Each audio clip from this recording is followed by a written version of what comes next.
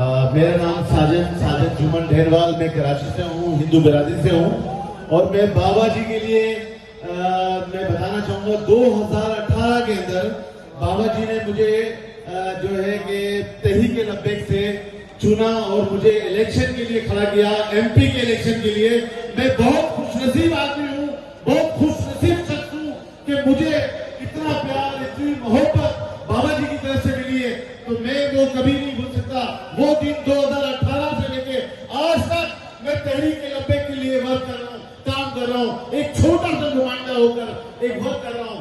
आप यकीन करें कि जो मोहब्बत, प्यार हमारे साथ रिजवी साहब ने मेरी सेकंड टाइम मुलाकात की है, जब फर्स्ट टाइम हुई थी तो उन्होंने यही कहा था कि पाकिस्तान में रहने वाले तमाम जितनी भी कौमियत के लोग हैं, चाहे वो अकलीती बिरादरी से हो, हिंदू बिरादरी, हिंदू कौम से हो, सिख कौम से हो, मसीह कौम से हो, हम सब के साथ है। और जहां भी उनके साथ जुल्म हो रहा होगा, हम उस जुल्म को खत्म करेंगे, उन्हें भरपूर तरीके से जीने का हक देंगे। तो यह है तहरीक लब्बैक पाकिस्तान की पहचान।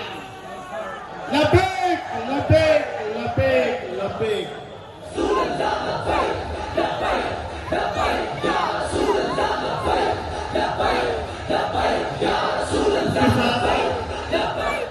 मैं एक बात और कहना चाहूंगा, पूरे पाकिस्तान में मेजोरिटी नहीं बल्कि माइनॉरिटी भी तहरीक लब्बैक पाकिस्तान हमारे सरबराह साद हुसैन रिजवी साहब के साथ शाना बाशाना खड़ी है और कदम से कदम बढ़ाकर इनके साथ चलेगी। हर वक्त, रात हो दिन हो, इनके साथ खड़े, तहरीक लब्बैक पाकिस्तान के साथ खड़े।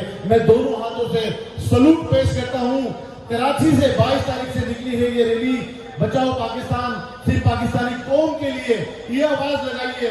आज तक पूरे 1947 से लेकर अब तक किसी शख्स ने आवाम के लिए आवाज नहीं लगाई।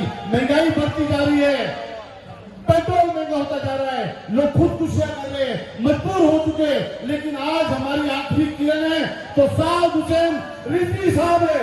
हमारी आखिरी किरण, हमारी आखिरी उम्मीद पाकिस्तान के अंदर है। मैं कहता हूं